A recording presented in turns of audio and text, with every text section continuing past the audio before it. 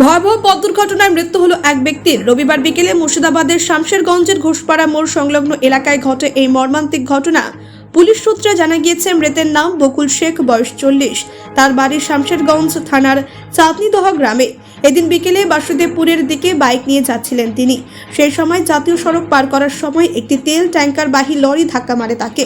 স্থানীয়রা রক্তাক্ত অবস্থায় তাকে উদ্ধার করে অনুপনগর হাসপাতালে নিয়ে গেলে চিকিৎসকরা মৃত ঘোষণা করেন। ঘটনার খবর পেয়ে ঘটনাস্থলে পৌঁছায় শামশেরগঞ্জ থানার পুলিশ।